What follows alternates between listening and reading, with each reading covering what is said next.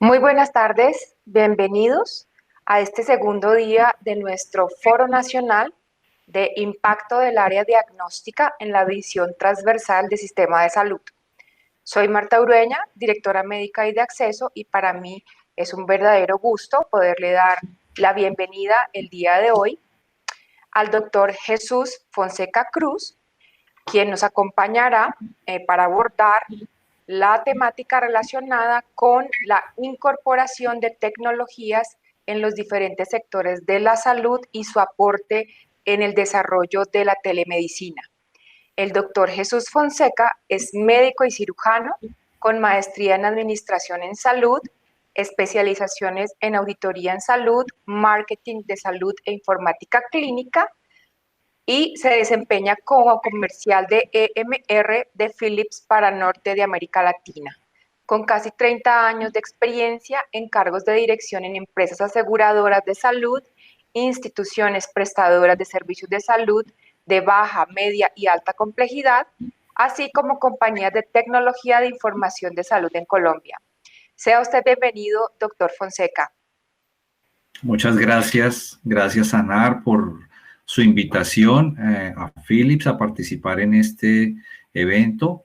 Estamos, como todos lo saben, en esta nueva realidad y bueno, quisiéramos compartir con ustedes nuestros pensamientos y nuestras opiniones y un poco de todo lo que está pasando en relación con las tecnologías de información aplicadas a la salud. Entonces, nada, voy a compartir con ustedes mi presentación. Es un placer estar con ustedes y vamos a comenzar entonces. Vamos a hablar entonces de la palabra de moda. La palabra de moda con esta pandemia, con esta crisis del COVID y la palabra de moda es telemedicina. Telesalud, telemedicina. Y vamos a ir un poquito de los conceptos generales a cosas más particulares. Estuvimos pensando mucho cómo preparar esta presentación para ustedes y dado el alcance y el tipo de público y los intereses de las personas que están presentes en esta charla, quisiéramos compartir con ustedes los diferentes aspectos que hay que tener en cuenta a la hora de pensar en telemedicina. Esto se nos vino encima con la pandemia y quisiéramos compartir entonces con ustedes nuestras reflexiones sobre esto. Esta palabra tan hermosa de nuestro idioma que se llama paradigma, pues quisimos traer la definición. Aquí me traje la definición de paradigma de nuestro diccionario de la Real Academia Española, y entonces la primera definición es que el paradigma es un ejemplo y me gustó también la segunda definición, y es que nos suministra una base y un modelo para resolver problemas y avanzar en el conocimiento. Y realmente eso es lo que está pasando con las tecnologías de información y en especial con la telemedicina, y es que se está convirtiendo las modalidades de atención virtual en ese nuevo ejemplo, en ese nuevo modelo a seguir, en esa base para resolver en este caso el problema de la pandemia, del aislamiento, de la falta de capacidad para acercarnos a las instituciones de salud. Pero esto ya no es solamente un problema puntual, realmente esto es una tendencia que vino para quedarse. Y nos va a permitir avanzar hacia una nueva etapa en la prestación de servicios de salud, en el relacionamiento de las personas con las instituciones de salud. En Philips nosotros creemos en un enfoque en el continuum del cuidado de la salud, esta idea que nos enseñaron hace muchos años los preventivistas, relacionada con entender el proceso salud-enfermedad desde ese espectro de la vida saludable hasta incluso el paciente terminal o los cuidados al final de la vida, y pasando por todas las fases del cuidado de la salud, la prevención, el diagnóstico, el tratamiento. Entonces en Philips pues creemos visceralmente en esto, tratamos de hacer que las personas tengan vidas más sanas, más saludables. Tratamos de hacer que las personas puedan empoderarse y gestionar su propia salud, y creemos profundamente que las personas tienen las capacidades para autogestionar su salud. Creemos profundamente en que es importante hacer un diagnóstico correcto desde la primera vez a través de las tecnologías de las que ya disponemos en laboratorio, en imágenes diagnósticas, etcétera. Creemos en que es importante hacer un tratamiento efectivo, lograr una recuperación rápida del paciente. Creemos mucho en las terapias no invasivas y le apostamos a eso. Y finalmente creemos en que es posible y es necesario facilitar el cuidado al paciente en otros escenarios de atención, específicamente en la casa del paciente. Y para todo eso tratamos de diseñar soluciones que conectan a las personas. Sencillamente entendemos que en el ámbito del cuidado en casa hay que desarrollar soluciones que nos permitan conectividad del paciente, que nos permitan monitorear la salud del paciente, que le permitan al paciente enviarnos información sobre su salud. En el ámbito del diagnóstico, entonces procuramos diseñar soluciones de visualización avanzada de las imágenes que le permitan a los profesionales de imágenes diagnósticas tener un diagnóstico más exacto, más preciso, más rápido, con menos efectos secundarios para el paciente, con menos necesidad de medio de contraste, con menos necesidad de exposición a la radiación, con menos tiempo de permanencia dentro de la máquina de diagnóstico, etcétera. En la parte de terapia guiada por imágenes, pues tratamos de tener tecnologías que nos permitan mejorar la exactitud de estas imágenes en tiempo real y que las personas que están haciendo estas intervenciones pues tengan mejores herramientas para lograr mejores resultados y con más seguridad para el paciente. Y finalmente todo esto se traduce en tecnologías de información. Como lo veíamos hace algunas semanas, existen algunas definiciones normativas en Colombia sobre la telesalud y la telemedicina que fueron definidas por una resolución del ministerio el año pasado a finales. Entonces ya tenemos algunos marcos conceptuales que nos da esta norma para desarrollar las diferentes modalidades de telesalud y telemedicina. Aquí está entonces la teleorientación en salud, esa especie de información, consejería, asesoría al paciente en las diferentes fases de la enfermedad. El teleapoyo, entonces, es lo que conoceríamos como, o hablábamos antes como una teleinterconsulta, aquí se llama teleapoyo, pero es eso, que un profesional de la salud apoya a otro profesional de la salud a través de tecnologías en diferentes momentos. Y en cuanto a telemedicina, ya propiamente, hablábamos entonces de la telemedicina interactiva, de la telemedicina no interactiva, es decir, si esa actividad es concurrente en tiempo real, es simultánea, es sincrónica, para usar un término informático, o si es no sincrónica, es decir, si se da en un momento diferente la atención del paciente y el tránsito de la información entre las personas que van a tomar la decisión clínica. Está la teleexperticia, como por ejemplo una junta médica o uno de los miembros del equipo de salud está atendiendo personalmente al paciente en ese momento y el otro está a distancia dando un concepto, mejorando la capacidad resolutiva. Y finalmente ese gran mundo del telemonitoreo que consiste en la capacidad de transmitir datos clínicos, incluso imágenes, entre un paciente y su servicio de salud, que puede ser también en forma sincrónica o asincrónica, con el fin de tomar decisiones clínicas. Hace pocos días leía un informe de McKinsey sobre este tema de la telemedicina, preparando precisamente esta charla, y ellos tienen otras formas de clasificar las diferentes modalidades de atención virtual en salud. Es realmente una forma diferente de presentar lo mismo, pero es para que nosotros tengamos la claridad de que hay varios enfoques conceptuales, obviamente, uno el que nos dan las normas, otro en los que nos dan las diferentes literaturas que nos podemos encontrar, pero en el fondo estamos hablando de lo mismo, atenciones sincrónicas, atenciones asincrónicas, monitoreo remoto de pacientes. En otras latitudes está mucho el tema de terapias coadyuvantes, es decir, el de aplicaciones para manejo alternativo de condiciones de salud o complementarias a los medicamentos, los temas de optimización del tratamiento, que para nosotros están también muy al lado de tener monitoreo de la adherencia a la medicación o reporte o monitoreo de eventos adversos en salud a distancia para el paciente, el autocuidado virtual, es decir, esa facilidad que tiene el paciente de ubicar recursos educativos para mejorar y empoderarse de su cuidado de salud. Y finalmente, una que no habíamos hablado, fíjense ustedes, el teletriage, este tipo de soluciones para la detección temprana de signos de alarma o de deterioro del paciente, que entre otras cosas, nosotros en Philips también ya hicimos desarrollos con esto, en particular en Holanda desarrollamos una aplicación muy parecida a la Coronab de Colombia, con algunas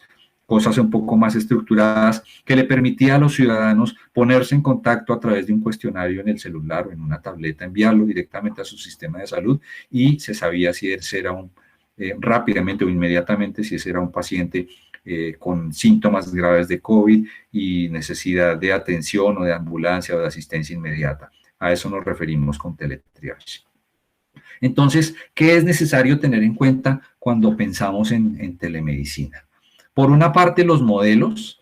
Es muy importante saber y tener plena conciencia de en qué modelo de aseguramiento y financiamiento de los servicios de salud estamos, porque eso define una serie de incentivos o desincentivos, también digamos las cosas claramente, para el desarrollo o no desarrollo de este tipo de modalidades de atención. Todos sabemos que estamos en un sistema de salud que tiene unas normas explícitas en cuanto a coberturas y no coberturas, y que muchas veces al tomar este tipo de decisiones nos enfrentamos a esas talanqueras más conceptuales y normativas que incluso tecnológicas, es decir, nos encontramos haciéndonos la pregunta de, bueno, ¿y eso quién me lo va a pagar dentro de este sistema? Entonces hay que tener en cuenta estos modelos de aseguramiento y financiación que deben facilitar la incorporación de estas tecnologías. Y de la mano de esos modelos de aseguramiento y financiamiento están los modelos de gestión de las instituciones de salud. Tenemos un ecosistema en donde hay instituciones públicas, privadas, con ánimo de lucro, sin ánimo de lucro, asociaciones profesionales, profesionales independientes, todos con diferentes modelos de gestión y, por lo tanto, modelos de adopción y uso de la tecnología. Y finalmente, interdependientes con los dos anteriores, los modelos de atención, es decir, cada institución está inmersa en unas formas de relacionarse con el paciente, en unas formas de afrontar los procesos de atención diferentes, propias de su naturaleza. No es lo mismo un hospital de cáncer que un hospital general, que una institución de atención primaria, que un grupo de especialistas. Cada cual pues va desarrollando sus modelos de atención, enmarcados, por supuesto, en lo que estamos tratando de hacer y de coordinar a nivel del aseguramiento en salud, pero al fin y al cabo todas las instituciones tienen diversidad de modelos y esto influye en la adopción de estas tecnologías o en la instrumentalización de las tecnologías. Otra cosa que hay que tener en cuenta, pues son los diferentes ámbitos de cuidado, por supuesto, el hogar o la casa del paciente o los ámbitos de cuidado desde el sitio donde reside el paciente, los hogares, por ejemplo, donde viven personas de la tercera edad, los ámbitos de urgencias y emergencias y ambulancias, que también son necesarios para estas actividades de telemedicina o en los que se prestan estas actividades de telesalud, a veces sin que nos demos cuenta. Indudablemente el ámbito de hospitalización, que es el que más nos viene a la cabeza cuando hablamos de prestación de servicios de salud, y finalmente los ámbitos ambulatorios. Los procesos del prestador y las partes interesadas. Siempre que alteramos un proceso que es completamente real, presencial, por un proceso virtual en el que confluyen tecnologías de información, necesariamente vamos a tener un proceso más complejo. Entonces debemos tener la madurez para gestionar esos procesos, para repensar esos procesos y para dotar a esos procesos de las capacidades organizacionales y de las tecnologías, por otra parte, necesarias para soportarlo. Y finalmente los stakeholders, las partes interesadas. Por supuesto, en la mitad el paciente, pero también importantísimo en la telesalud, el cuidador, un agente, un actor de los servicios de salud que con frecuencia olvidamos, que sufre estrés, que está sometido a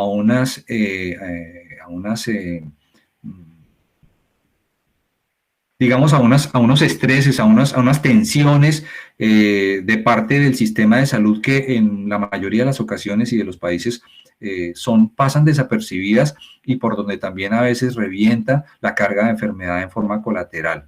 El equipo de atención, por supuesto, todo el equipo de cuidado de forma integral, principalmente pues medicina, enfermería, todo lo que es terapias que tienen un papel protagónico en la provisión de los servicios de salud y también otras personas muy olvidadas en nuestros esquemas de intervención, que es el staff, todo el personal de apoyo administrativo, operativo, personal de agendamiento, de admisión, de extensión de la capacidad hospitalaria, que con frecuencia es estresado por este tipo de proyectos y muchas veces no lo tenemos en cuenta.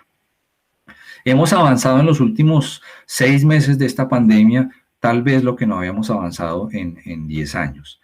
En términos de adopción de tecnologías de información, o por lo menos de poner al frente de la discusión de los sistemas de salud la adopción de tecnologías de información, la necesidad, la perentoria necesidad de usar cada vez más tecnologías de información para el cuidado de los pacientes. Estos son solamente algunos ejemplos, los que aparecen en las fotos. Esto es real, no es foto de estudio ni montaje, son casos que están sucediendo hoy en día en muchos hospitales en los que nosotros estamos desarrollando capacidades adicionales de los hospitales para realizar teleconsulta, telemonitoreo, teleinterconsulta, teleasistencia y relacionarnos de una forma diferente y novedosa con los pacientes.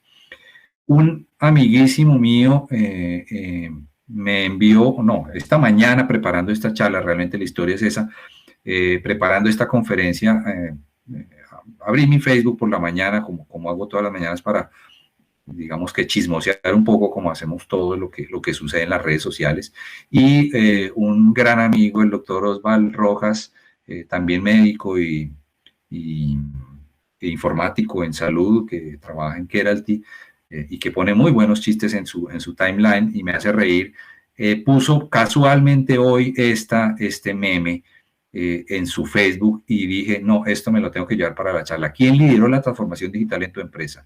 ¿El gerente general, el gerente de TI o el COVID-19? Esto es perfectamente claro, detrás de todo chiste hay una realidad tremendamente seria y es cierto que el COVID es el que nos está jalonando para esto. Otra cosa que hay que tener en cuenta, importante en la adopción de herramientas y soluciones de telemedicina, es la usabilidad, la experiencia del usuario de estas soluciones. Casi siempre es un aspecto muy olvidado, pero es tremendamente importante, especialmente cuando vamos a liberar para los pacientes, para los usuarios de nuestras IPS, soluciones, bien sean dispositivos móviles, bien sea a través del portal de comunicaciones del hospital, cualquier tipo de solución que vayamos a poner de cara al paciente y también de cara al profesional y el staff, tiene que cumplir unas condiciones de usabilidad, de gestión de la experiencia del usuario que no se improvisan. Esto es solamente un ejemplo de cómo en la empresa nosotros, para el diseño de cualquier solución, hacemos estudios bien sofisticados sobre la forma en la que la gente utiliza las herramientas de tecnología de información. Y entonces, no es solamente para que las personas, digamos que tan jóvenes como la que aparece en esta foto, que nacieron con la tecnología, que son nativos tecnológicos hoy en día, puedan utilizar soluciones de cara a ellos y estar empoderados de su salud, sino para que personas como esta otra, que es un adoptador tardío, que necesita una tutoría, como lo vemos ahí, para utilizar una solución, una aplicación, puedan efectivamente, como en este caso, reportar sus outcomes de salud, reportar su sintomatología, reportar su adherencia al medicamento, hacer una teleinterconsulta, hacer una teleconsulta con el médico porque no todas las generaciones son iguales y tenemos que tener la capacidad de estar en todos estos grupos de pacientes. Por eso es tan importante la interfaz de usuario, porque no todos los públicos son iguales. Otro aspecto muy importante es tener la capacidad de entender que existe un único repositorio de información clínica del paciente, una fuente donde todos los responsables de cuidado de salud toman decisiones clínicas. Entonces, tener la capacidad de integrar todas las herramientas que se utilizan tecnológicas en un paciente, desde los equipos de imágenes diagnósticas, los equipos de monitoreo clínico, los equipos de soporte vital, los equipos ya propiamente destinados para la telesalud, y poder integrarlos completamente y las soluciones, como ven ustedes ahí, que están detrás de todos esos equipos, historias clínicas electrónicas, sistemas de manejo de imágenes, sistemas de electrocardiografía, bueno, todo lo que usted se puede imaginar que existe en el hospital, en un único repositorio de información que para nosotros en Philips es la historia clínica electrónica, el EMR, el Electronic Medical Record, o el sistema de información hospitalaria, soportado a su vez por soluciones de interoperabilidad. Esto que se ve tan fácil conceptualmente es bien difícil de lograr, bien difícil de articular, y precisamente para eso tenemos entonces nosotros que pensar en soluciones integradas que vamos a ver más adelante. Otra decisión muy importante: ¿hago desarrollo propio o compro soluciones que estén maduras? Y en este dilema se encuentran todas las instituciones de salud de todos los niveles de complejidad en todas partes del mundo. No es ningún secreto que estamos llenos de desarrollos a la medida, de parches, de cositas que hemos hecho con nuestros propios recursos, pero que estamos siempre en el dilema de adquirir soluciones maduras. Nosotros realmente pensamos que es mucho más fácil integrar soluciones existentes que tratar de conectar cosas muy divergentes, de armar pues un zaperoco, que perdónenme la expresión, sino que es mucho más fácil adquirir una solución propietaria, digamos que ya tenga una curva de aprendizaje, esta compañía que la desarrolló hecha, y de ese modo no ayudarnos a conectar cosas, sino ayudarnos más bien a sacar el jugo de todas las cosas y posibilidades que ofrecen las soluciones propietarias, para que nosotros podamos entonces fácilmente pasar de hacer una aplicación en un celular y tratar de desarrollar una página web a adoptar tecnologías que ya están maduras y que nos ofrecen lo mejor de la visualización y del involucramiento tanto para el paciente como para el equipo de atención. Es decir, que podamos sencillamente pararnos sobre los hombros de alguien que ya hizo eso y mirar más arriba, en lugar de estar nosotros tratando de desarrollar cosas. Otro aspecto que hay que tener muy en cuenta es el tema, el famoso tema de la escalabilidad, de qué tanto va a poder crecer nuestra solución en el tiempo a medida que aumentemos las demandas de este tipo de actividades. En una conferencia reciente, una persona del Hospital Italiano de Buenos Aires nos compartía que creció algo así como el 1500% el número de teleconsultas desde que ellos empezaron la pandemia, que no se esperaban eso, y tuvieron entonces que hacer adecuaciones en su infraestructura, en el mismo rendimiento de las aplicaciones que ellos mismos habían desarrollado en parte. Ellos allá pues son mucho más amigos del tema del desarrollo propio, al fin y al cabo tienen unas capacidades de desarrollo impresionantes, pero aún así entonces habían tenido que repensar el diseño, la arquitectura, el rendimiento, la capacidad instalada de servidores y de sistemas de data center para soportar la transaccionalidad que se les vino con la pandemia.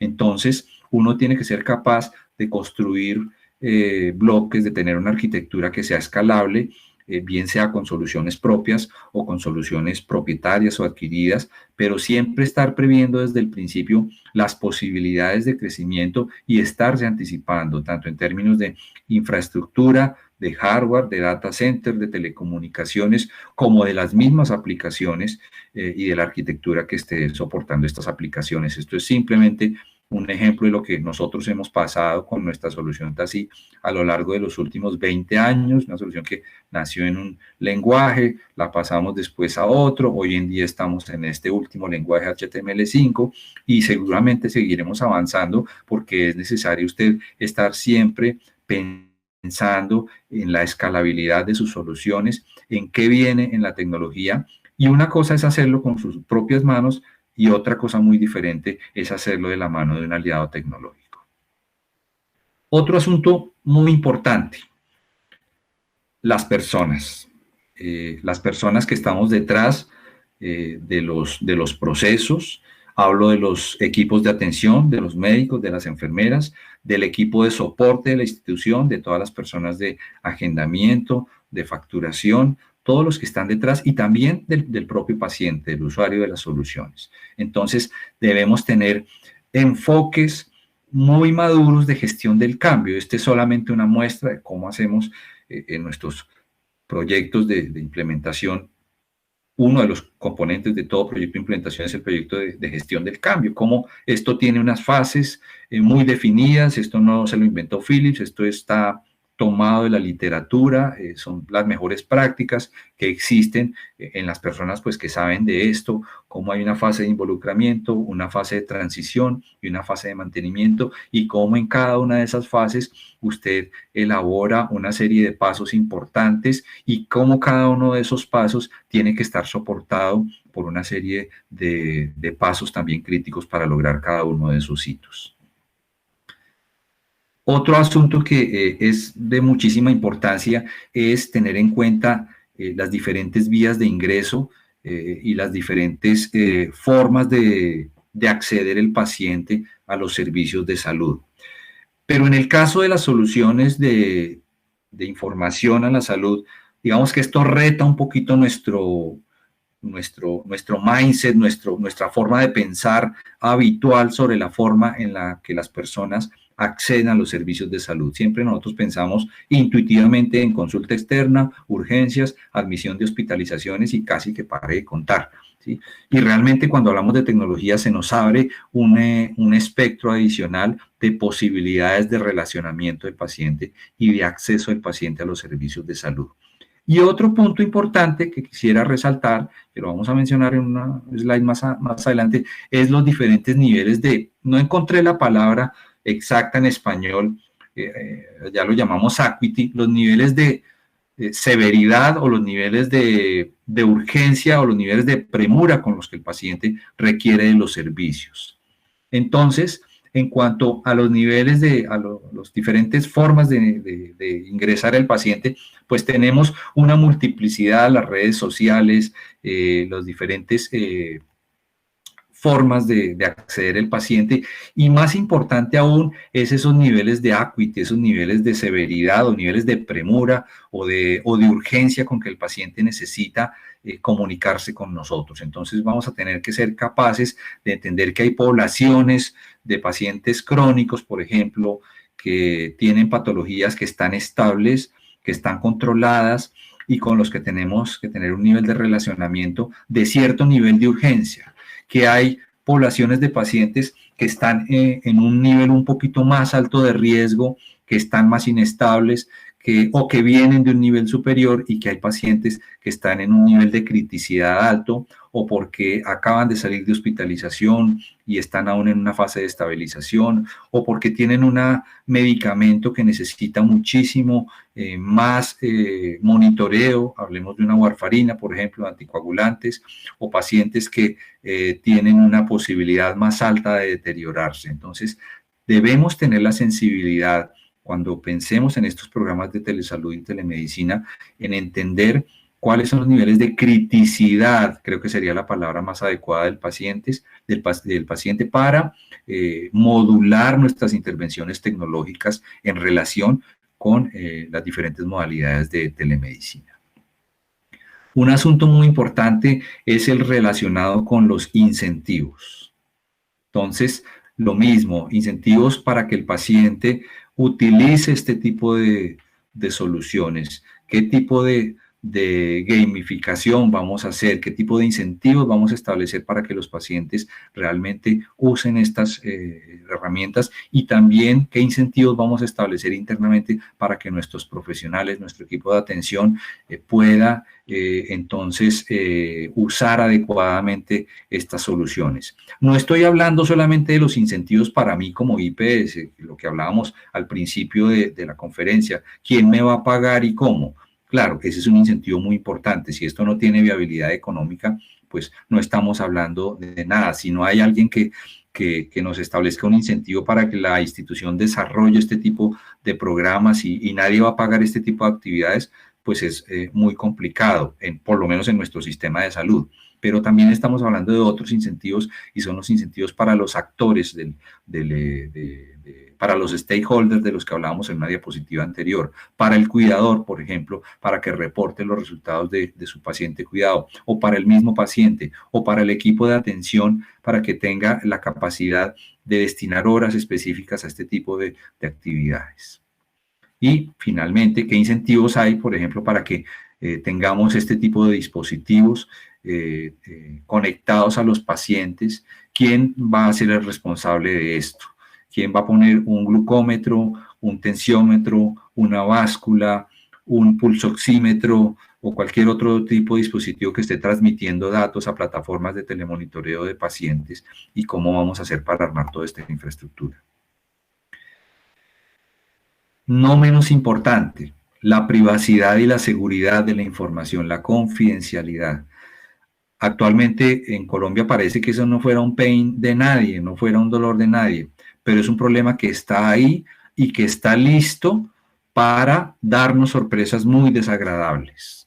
A todos nosotros, o todos hemos escuchado que le hackearon la cuenta de Facebook a alguien, que empezaron a vender dólares, que nos estafaron, y la persona inocente de todo. A cualquiera de nosotros nos han hackeado el teléfono celular o la tarjeta de crédito o la sucursal bancaria virtual por X o Y motivo. Lo mismo puede suceder con la información de la salud. Entonces, lo voy a decir aquí claramente, es un argumento más a favor de que no pensemos en soluciones construidas a la medida, sino que usemos soluciones que están diseñadas por compañías que han invertido millones de dólares en los estándares más elevados de información, en los estándares más elevados de seguridad, porque estas compañías tienen entonces que cumplir normas como la que aparece aquí, como GDPR, la Normativa General Europea de Protección de Datos, para poder vender este tipo de soluciones en el espacio de Comunidad Europea, que es el espacio más exigente en cuanto a eso. Todo el mundo habla de HIPAA y este tipo de cosas. Sí, es importante, pero las normas de Comunidad Europea son muchísimo más exigentes para que un producto de esta naturaleza, que en Europa es dispositivo médico, pueda tener la capacidad de venderse. Entonces, ahí a la derecha ven ustedes una serie de características que debe mostrar cualquier plataforma de estas en todo momento ante estos organismos acreditadores o certificadores internacionales para poder decir que es una aplicación segura y que custodia adecuadamente la información del paciente. La trazabilidad de cada transacción, para que preserve los riesgos del paciente, para que permita incluso, por ejemplo, anonimizar datos cuando se exportan los datos, para que puedas tener encriptación de la data en el almacenamiento y en la transmisión, por ejemplo, o para que haya logs que le permitan a uno recuperar información y saber quién hizo qué, a qué horas con una plataforma de estas. Para que podamos, por ejemplo, enmascarar los datos, ocultar los datos en una aplicación cuando la liberamos o la mostramos a un perfil que no necesitamos que vea la información sensible del paciente. Nuevamente, tener la conciencia de que hay un único repositorio de información clínica, que es el IMR, la historia clínica electrónica, que es donde todo el equipo de atención está depositando permanentemente los datos, las notas y los sistemas adicionales están enviando los reportes de laboratorio, los reportes de imágenes diagnósticas, de anatomía patológica y en el cual custodiamos la información de los pacientes. Y por otra parte, entender que debemos desarrollar herramientas como el portal de pacientes o mucho más avanzado el Personal Health Record como único canal institucional virtual autorizado. Solamente tener esa definición clara desde el lado de nosotros como prestadores es la que nos permite tener esa claridad para empezar a pensar en un escenario real de telemedicina. Entonces, como EMR, esta es nuestra solución TASI EMR, que es nuestro producto de historia clínica electrónica, pues por supuesto, ahí está todo, pero lo que queremos decir es que es el único repositorio donde está toda esta información, lo que pasa en urgencias, lo que pasa en hospitalización, lo que pasa en consulta externa, lo que pasa en la ambulancia, lo que pasa en la casa del paciente, lo que sucede con la facturación, lo que sucede con los medicamentos que toma actualmente el paciente o recibe y que recibió a lo largo de su vida, lo que sucede con las alergias, con los antecedentes, con todo lo que llamamos historia clínica del paciente, porque con eso es que tomamos información y decisiones. Telemedicina, por otra parte, no es únicamente teleconsulta, casi que solamente pensamos en habilitar opciones de teleconsulta porque, pues al fin y al cabo, es la necesidad más apremiante. Pero telemedicina también tiene que ver con, por ejemplo, esto es una muestra de uno de nuestros productos de oncología, poder hacer un tumor board, una junta de tumores mediante acceso virtual de dos equipos de oncólogos diferentes que están decidiendo sobre un paciente o sobre un grupo de pacientes que tienen diferentes patologías y poder concertar adecuadamente los tratamientos que se están haciendo en cada uno de esos pacientes.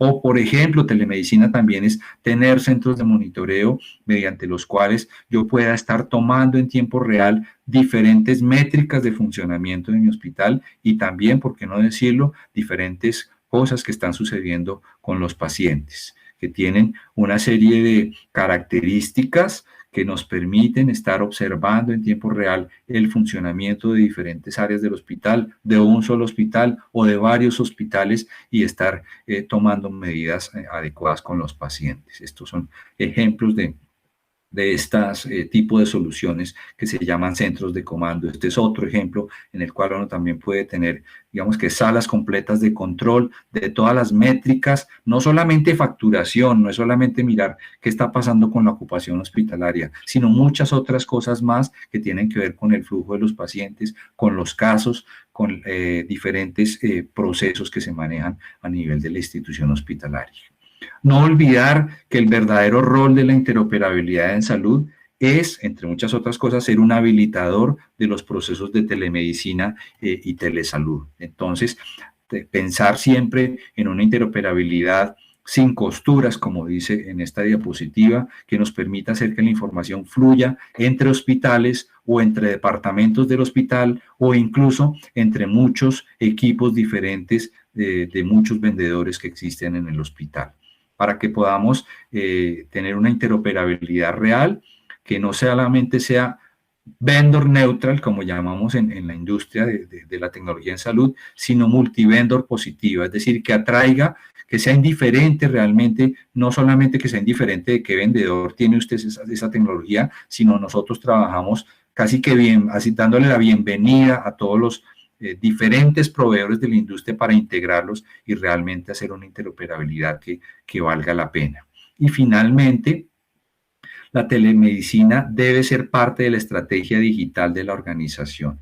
Y esta estrategia parte de la idea de que el hospital del futuro es una red flexible, una red de capacidad flexible que está conectada bajo una única infraestructura digital.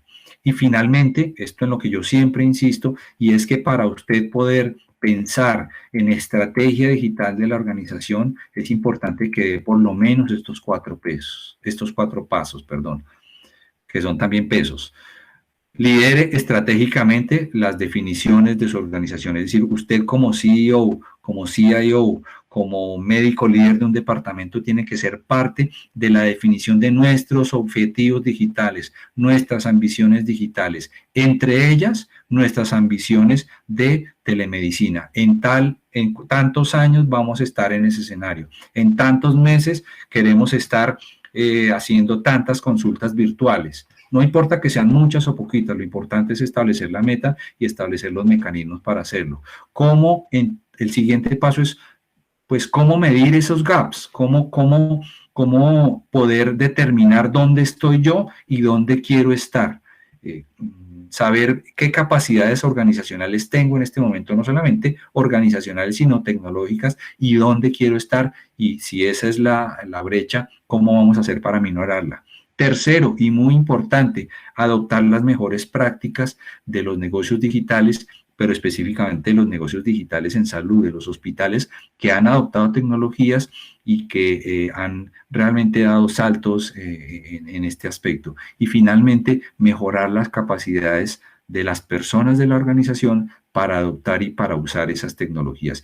Y ahí entonces también volvemos al primer paso. Hay unas brechas, se establecen unos objetivos digitales del conocimiento organizacional, queremos que tantas personas estén capacitadas en telemedicina o tanto porcentaje, identificar las brechas, adoptar las mejores prácticas para hacer esa gestión del conocimiento y cerrar el círculo.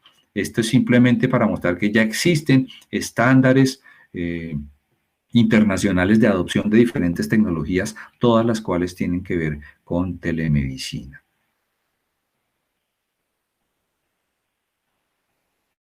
Muchísimas gracias. Y pasamos a las preguntas. Doctor Fonseca, muchas gracias por tan enriquecedora participación. Tenemos una serie de preguntas del público. La primera de ellas es, en su concepto, ¿los prestadores y los aseguradores en nuestro país cuentan con capacidades para desarrollar por sí mismos soluciones de telemedicina o es mejor adquirir soluciones ya existentes?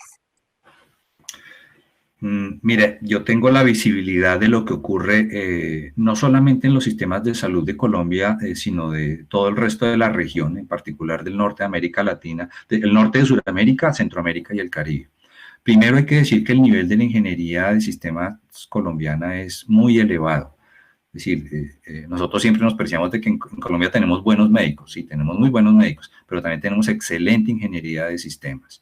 Entonces, responder a esa pregunta no es fácil porque tenemos una excelente ingeniería de sistemas que es capaz de hacer muchísimas cosas, pero también sentimos que nos hace falta mucha innovación, y eso tampoco es ningún secreto en el país, que nosotros no somos el país más innovador del mundo, somos grandes adoptadores de tecnología, pero todavía nos falta ser mucho más arriesgados en innovar. Yo pienso que las EPS y muchos de los hospitales de este país tienen las capacidades para tener muy buenos desarrollos, para proponer muy buenos desarrollos tecnológicos e incluso para hacer emprendimientos tecnológicos. Ya lo hemos visto en décadas y en años anteriores. Sin embargo, también pensamos que nos hace falta ser más arriesgados, innovar más, acceder más a capital de riesgo, gestionar mejor el emprendimiento, porque no se trata simplemente de estar a la sombra de una EPS o a la sombra de los recursos de un hospital, sino que estos emprendimientos digitales generen su propia dinámica económica. Muy bien. ¿Se encuentra el sistema de salud preparado para este tipo de soluciones de clase mundial, dado que los costos son elevados para los prestadores? Sin duda que el sistema colombiano está como ningún otro de América Latina, yo querría decir eso, preparado por su madurez institucional y por los mismos desafíos de relacionamiento entre prestador, asegurador, gobierno, por la madurez normativa para adoptar soluciones tecnológicas de clase mundial, es decir, que nos lleven a otro nivel en términos de seguridad de la atención para el paciente, en términos de interoperabilidad, en términos de soporte a la toma de decisiones clínicas, en términos de eficiencia financiera, en términos de, por ejemplo, modalidades de contratación de riesgo compartido y de pago por resultados, de remuneración por resultados, que al fin y al cabo solamente se pueden hacer cuando hay buena información para medir bien los desenlaces clínicos y comparar datos y comparar costos adecuadamente. ¿Cuál debería ser el rol a los fabricantes de equipos de diagnóstico en sus diferentes modalidades de procesos de telesalud y de telemedicina? Bien, yo creo que uno este es mi sentir, esta es mi opinión realmente, uno de los asuntos que uno ve con los diferentes proveedores de tecnología es mucho egoísmo con las integraciones, o mucho seguir trabajando en silos. Creo que ese es un pecado que tenemos los diferentes fabricantes, ser poco amigos de la integración con el otro, tal vez por intereses comerciales o no sé exactamente qué, pero es mi percepción de que eh, tenemos que ser mucho más abiertos a integrarnos con otros fabricantes, a ser más interoperables, a tener más capacidades de integración, a facilitarle al cliente donde estamos instalados la integración con otros sistemas, no simplemente verlo como una oportunidad de facturarle más esas horitas de integración, sino realmente agregar más valor y ser un poco menos egoístas en ese sentido.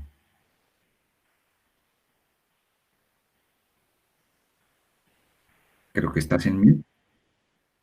Gracias. ¿Es verdad que la data médica como la historia clínica debe estar en data centers colombianos o podemos tener soluciones en cloud fuera del país? Sí, muy buena pregunta, excelente. Yo realmente no tengo la respuesta a eso, porque voy a decir aquí que en Colombia somos más papistas que el Papa. Somos, y perdónenme la expresión, un país de leguleyos. Eh, yo personalmente no encuentro que exista ningún inconveniente en que la data de un paciente esté en cualquier data center con los más altos estándares de seguridad del mundo. Si ya mi información personal de mis cuentas de correo electrónico, mis dos cuentas personales, se encuentra yo no sé dónde, mi Hotmail y mi Gmail, mi Outlook, no entiendo por qué la información de salud tendría que tener una característica diferente desde que esté, por supuesto, guardada con los más altos estándares de seguridad que podamos imaginar. En mi opinión, el futuro de todas las aplicaciones es cloud. Y no solamente cloud como infraestructura, como servicio, sino vamos hacia modelos de software as a service, es decir, de pago por servicio. Y eso necesariamente implica que la información, la data de los pacientes, las millones de transacciones que se pueden hacer estén en alguna parte. O es más, en muchas partes atomizada, porque no olvidemos que una buena gestión depende de tener esquemas de redundancia. Yo decía ahorita antes de la charla, les decía a los organizadores, tengo mi línea por la que estoy conectado en este momento, mi solución del internet de la casa, pero además tengo dos líneas diferentes de telefonía celular con dos operadores celulares diferentes por si se va la luz en la casa y me toca conectarme al internet de un celular y falla ese operador, me paso al internet del otro celular, pero no se cae la teleconferencia con ustedes por ningún motivo. Eso es pensar en redundancia a un nivel muy casero, pero lo mismo que tenemos que hacer, y eso implica también la atomización y la federación de los datos. Entonces no sabemos dónde podrán estar instalados, pero debemos ya, en mi opinión, dejar esa discusión un poco bizantina de dónde tienen que estar recibiendo los datos, porque eso realmente me parece una interpretación muy provinciana de las normas. Le doy paso a nuestra segunda intervención de la tarde de hoy con relación a el reto sobre la calidad de atención al paciente con la ley de presupuestos máximos.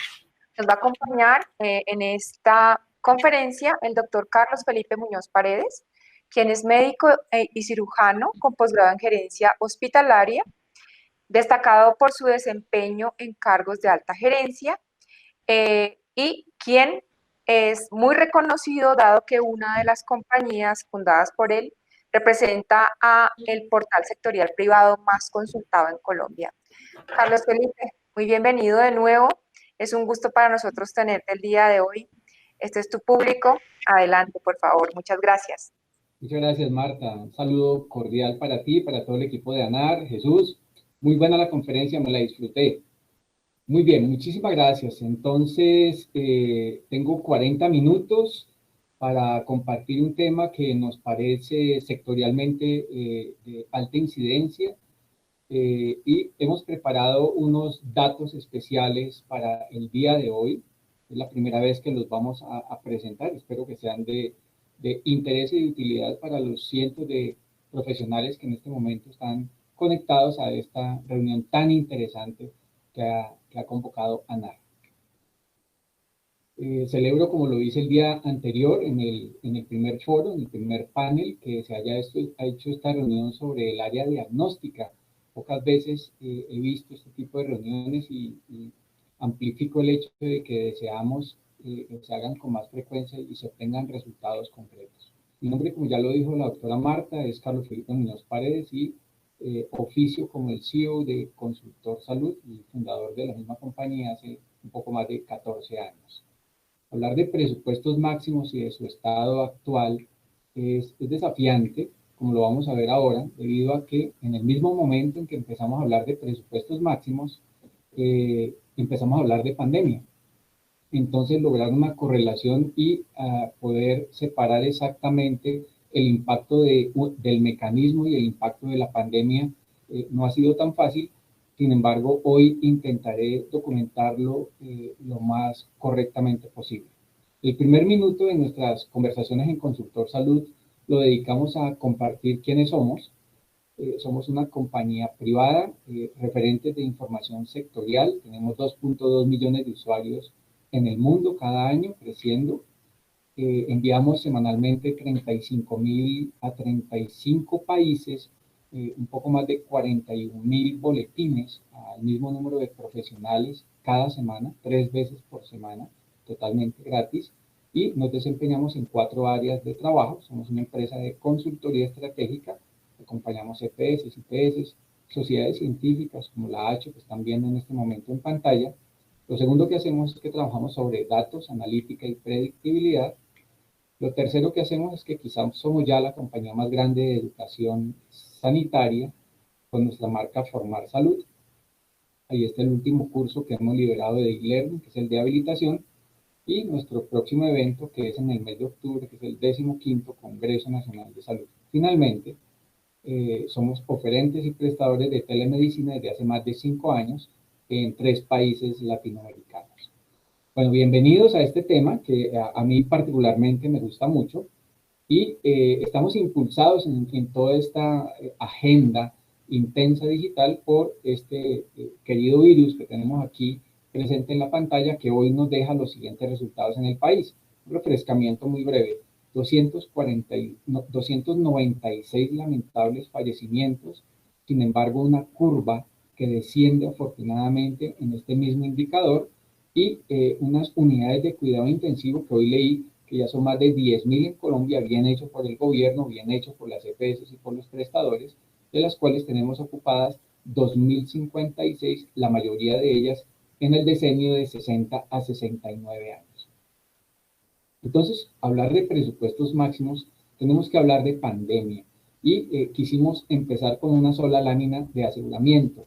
En el aseguramiento al mes de julio, el gobierno refleja que somos 48.6 millones de personas aseguradas, 22 millones en el contributivo, nos hemos encogido en más de 1 millón, y 24.3 en el régimen subsidiado.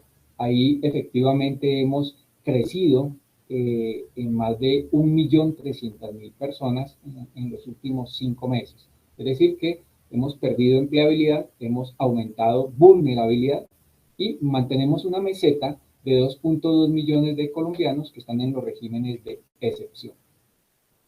Para que podamos interpretar bien la data que ya sigue enseguida, copiamos esta imagen y la refrescamos al estilo Consultor Salud de las olas de la pandemia. La pandemia tiene 4 momentos, 4 olas. La primera, que es la que estamos viviendo más intensamente, que es la de morbilidad y mortalidad inmediata, que es esta acá, primera ola.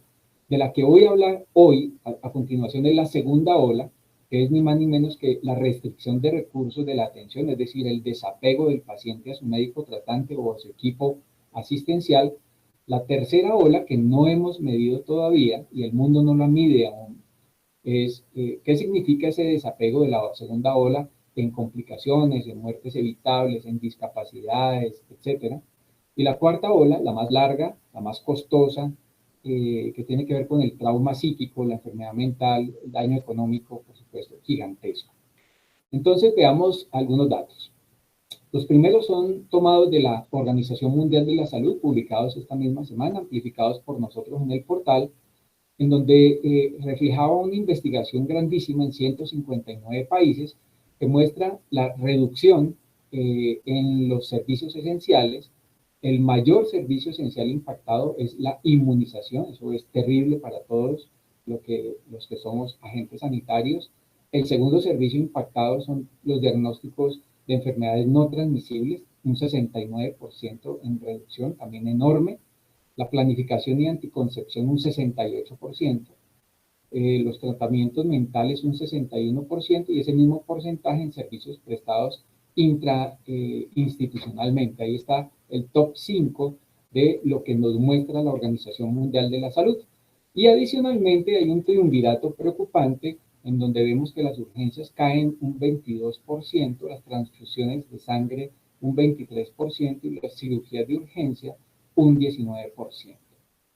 Consultor Salud entonces hace una investigación nacional para entender, hoy estamos hablando entonces de presupuestos máximos por si está llegando más público a la conferencia, y estas son las cifras de un estudio más grande que hemos publicado recientemente en nuestra revista Formar Salud, en donde documentamos que para el año 2019, en promedio mensual, estábamos haciendo unas 15.2 millones de atenciones. 15.2 millones. Estoy aquí simplemente haciendo una lupa sobre las atenciones con cargo a la unidad de pago con capitación, o sea, a la protección colectiva. No me meto todavía en la protección individual, que es lo que sigue.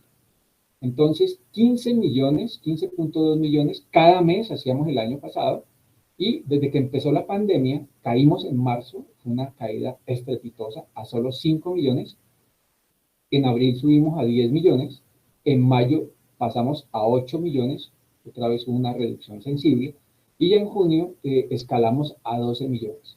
El resumen que presentamos en un estudio interno dice que en ese cuatrienio primero de la pandemia nos encogimos e hicimos menos de 25 millones de atenciones menos de las esperadas. 25 millones. Si eso lo convertimos en dinero, a mí me gusta hablar de la macroeconomía colombiana, y eso significa que las EPS, si cada una de esos 25 millones de atenciones la computáramos como una asistencia médica general ambulatoria, que vale más o menos 33.100 pesos según el referente tarifario, las EPS se ahorraron en esos 4 meses 898.000 millones de pesos. Eso daría para asegurar 986.000 personas en el régimen contributivo todo un año. Un poco ese es el primer escenario que les traigo. Por supuesto hay que documentar presupuestos máximos. Entonces, para poder documentar el uno hay que contrastar. Los contrastes son muy importantes. ¿Qué están viendo ustedes en pantalla? Hicimos muchas patologías, casi todas las del país. Aquí estoy mostrando simplemente asma y el componente de la protección colectiva. En la protección colectiva, los naranjas son los meses del año 2020. ¿Qué notamos aquí? Que normalmente durante el año 2019 estábamos atendiendo pacientes asmáticos cada mes, alrededor de unos 50 a 60.000 pacientes asmáticos. Eso es lo que nos muestra el dato. Y ya en este año 2020, cuando iniciamos marzo, ya habíamos caído a 35.000, 36.000. En abril pasamos a 20.000 y en mayo estábamos cerca de los 10.000. De 50.000 a 10.000 en la protección colectiva, es decir, con cargo a la OPC. Esta caída abismal asistencial, la segunda ola, por supuesto, es evidente en la protección colectiva. Pero cuando revisamos los pacientes, estos mismos pacientes con este componente asmático, prescritos en la herramienta MIPRES, que es la que se financia ahora con presupuestos máximos, notemos lo siguiente: el cambio es abismal. La meseta, que es lo azul del año 2019, nos muestra otra vez Estábamos atendiendo más o menos 10.000 pacientes y prescribiéndolos con tecnologías a cargo de MIPRES y de presupuestos máximos, 10.000, 11.000, 12.000. Y cuando llega la pandemia en marzo, no hay afectación, se mantiene más o menos estable. Caemos en abril a un poco más de 8.000, 8.500. Luego se recupera muy rápidamente en mayo y en junio y en julio. Es decir, que lo que estamos viendo aquí es que no se presenta la segunda ola COVID cuando prescribimos los pacientes en MIPRES con cargo a los presupuestos máximos. Y es una tendencia general en el país. No hay segunda ola cuando estamos prescribiendo estas tecnologías tan exclusivas. Pero nos preguntábamos en Consultor Salud si este manejo de los presupuestos máximos era solo en asma. Aquí les traigo oncología. Entonces, aquí en oncología estamos viendo todos los pacientes atendidos con cargo a la unidad de pago por capitación. Aquí estamos hasta diciembre del año pasado y aquí está de enero a mayo del año 2020. Y ustedes pueden ver perfectamente el mismo componente con cargo a UPC. Si hay la segunda ola COVID, los pacientes oncológicos se desapegan de sus médicos tratantes, de sus IPS, la caída es abismal. En oncología estábamos atendiendo alrededor de 130.000, 140.000 pacientes cada mes, como lo están viendo ustedes aquí, digamos 120.000 a 130.000. En diciembre caen por las vacaciones. Eso rebota siempre típicamente en enero, y en febrero estábamos por allá encumbrados a 160.000 pacientes, caemos en marzo a 100.000, caemos y bajamos en abril a 60.000, y ya en mayo estábamos por debajo de 40.000. De 140.000, de 160.000 a 40.000, perdimos 100.000 pacientes en el trienio, en los 3 meses, en el trimestre, perdón. 100.000 pacientes que no se murieron, que se desapegaron, a los que todavía no les medimos la tercera ola. Veamos esos mismos pacientes oncológicos en MIPRES, cuando les prescribimos las tecnologías exclusivas.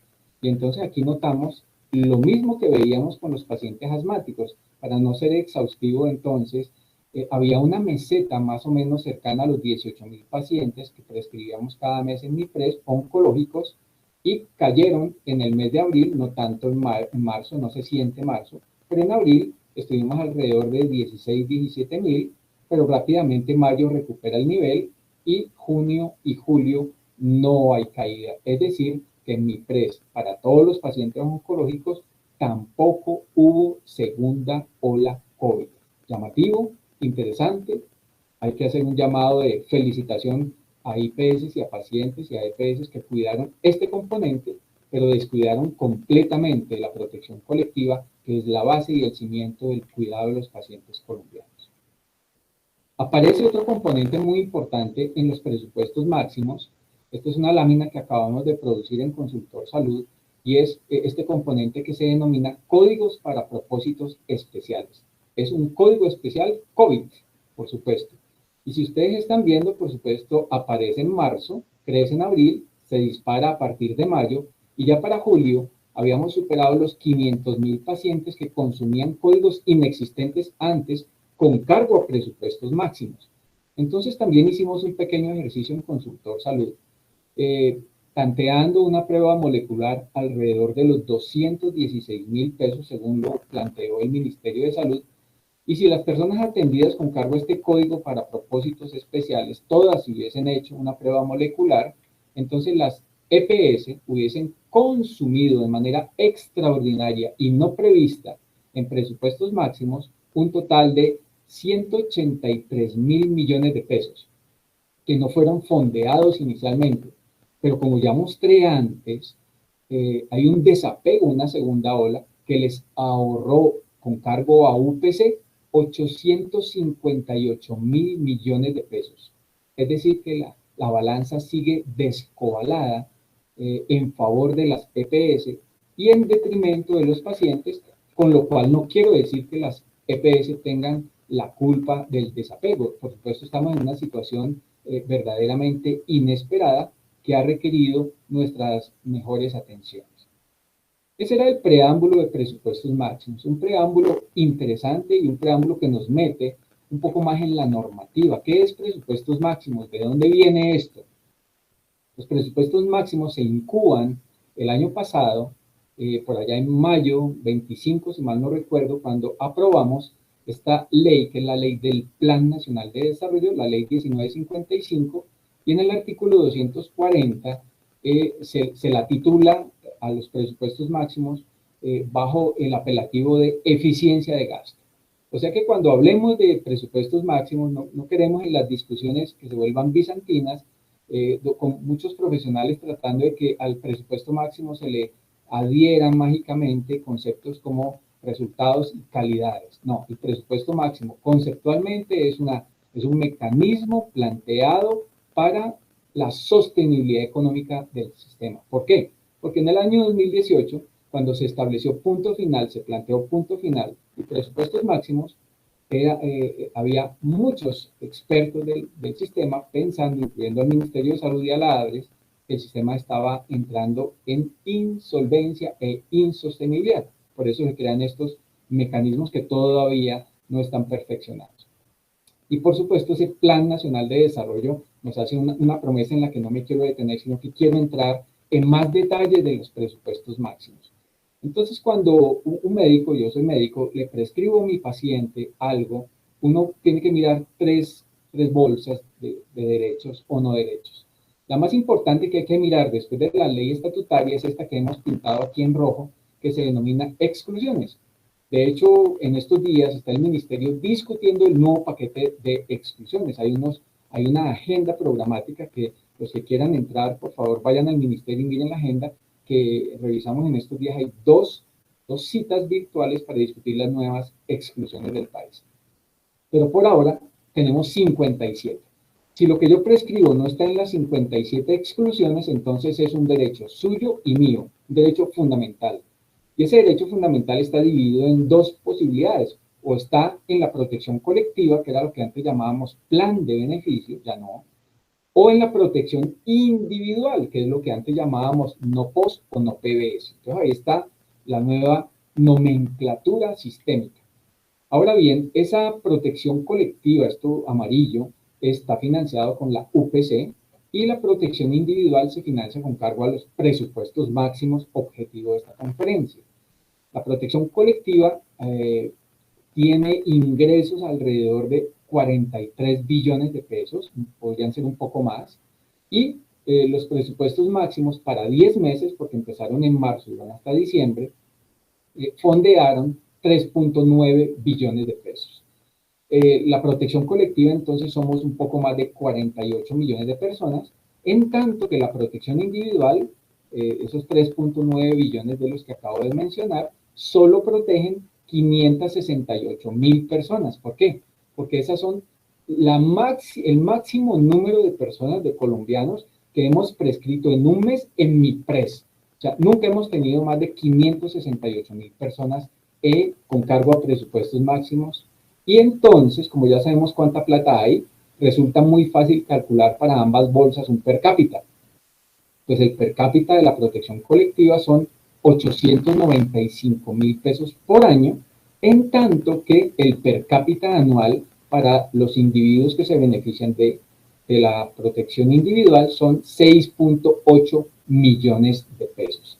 Esta diferencia entre uno y otro en estos per cápita será uno de los grandes asuntos que debemos resolver cuando busquemos la integración de estas dos bolsas para crear un sistema único. Si el tiempo me alcanza, voy a ir para allá. Entonces, al final, los presupuestos máximos se convierten en una tabla como esta de distribución de recursos, donde aquí en el lado izquierdo ven ustedes las EPS del régimen contributivo y acá en el lado derecho las del subsidiado, con una diferencia abismal de distribución. Las del contributivo reciben para el año, para los 10 meses, 3.3 billones, las del subsidiado 594,000 millones, muy poco. Ahora bien, a lo largo de marzo, abril, mayo y junio, que están viendo aquí en la parte inferior, las EPS han venido ya efectivamente recibiendo el giro anticipado de estos recursos, más el giro anticipado de la UPC. Entonces me detengo aquí 15 o 30 segundos para dar dos mensajes que espero que sean poderosos mensajes. Se acabó la duda histórica sobre si estábamos fondeados en el sistema. El sistema está totalmente fondeado para el año 2020. Primero, check. Después, entonces, ese fondeo además se transfiere de manera anticipada a las EPS, o sea que no hay demoras, no hay un giro tardío ni hay un giro incompleto. Esas son historias del pasado, ya no pasa nunca más eso desde marzo. Por ende, 3.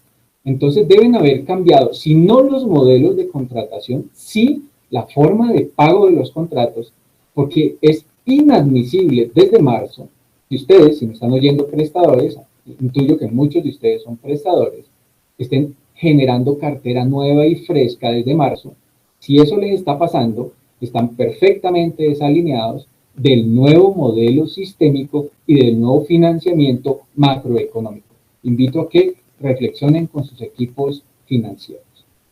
Los presupuestos máximos se complementan con una norma a nuestro leal saber y entender en Consultor Salud extraordinaria, aunque incompleta. Es la resolución 2152. Esta resolución 2152, tomémosla como la puerta de entrada de las nuevas tecnologías. Hablemos un poco ahí entonces de futurología sanitaria, y nos enseña esta resolución, como lo estamos viendo en esta nueva imagen, cómo vamos a financiar los nuevos medicamentos que entren al país, pero solo los medicamentos de síntesis química. Por eso digo la falta de completitud de la norma. ¿Qué le falta a la norma? Por supuesto, quizá el componente más potente desde el punto de vista de la innovación, que es todo el desarrollo biotecnológico. Todos los medicamentos de síntesis biotecnológica no están cobijados con esta norma, solo los de síntesis química. Entonces hay 3 posibilidades para la futurología y para entender si esto lo pagan los presupuestos máximos, o sea, las EPS, o si lo va a pagar la ADRES. Atentos porque el detalle es muy interesante. Entonces, la industria farmacéutica trae una nueva molécula química y debe demostrar ella, la industria o el importador, que esa molécula es superior, es equivalente o es inferior a una que ya tenemos en Colombia. Cualquiera de las 3, pero la debe demostrar. Luego hay un segundo paso en donde aparece el IETS, que es nuestro Instituto de Evaluación de Tecnologías, que simplemente hace la verificación del paso anterior y define 3 momentos. Si la molécula que viene de síntesis química no tiene alternativa terapéutica, o sea, es una innovación completa, entonces el IETS sugiere un valor para esa innovación y ese valor lo asume la ADRES, es decir, no afecta el presupuesto máximo que le entregamos a las EPS. Y eso se reconoce como un valor máximo de recobro, es decir, es un nuevo financiamiento para el sistema.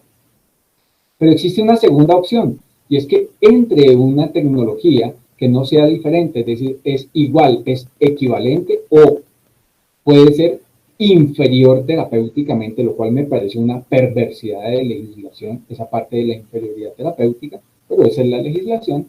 Y si entra una que es igual o inferior, entonces está financiada con cargo al presupuesto máximo. Es decir, pueden estar entrando medicamentos de síntesis química iguales a otros que ya hay y la EPS debe pagar por ellos con cargo a ese financiamiento que acabo de mostrar. Y la tercera posibilidad es que ingrese o traigan la industria una tecnología que es superior, pero que tiene otra molécula que hace lo mismo, es decir, no es una innovación. Ya existe una tecnología, pero la que entra es mejor. Entonces se desatan 2 posibilidades con esa tecnología superior. Si genera ahorros, entonces está con cargo al presupuesto máximo y lo pagan las EPS.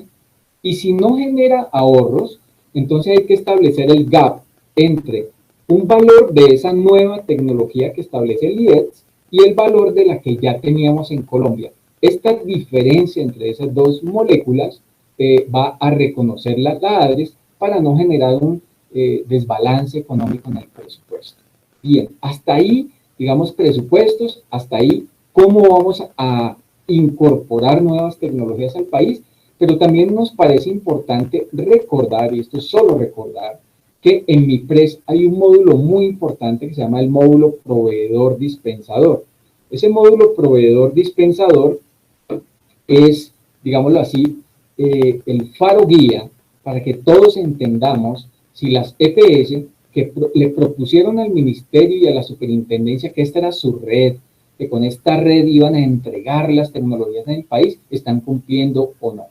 Entonces, para que entendamos las dos láminas, tiene el lado izquierdo la nomenclatura de las EPS, luego si activó o no su red de proveedores.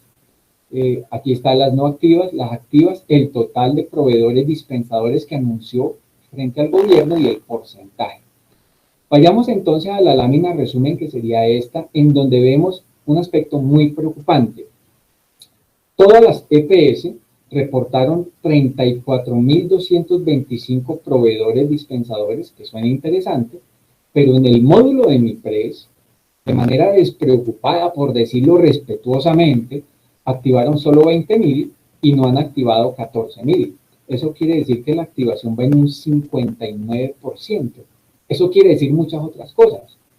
Que la red que le propusieron al Ministerio de la Supersalud no es cierta, que los pacientes no tienen todo el acceso porque no hay quien entregue todas las tecnologías.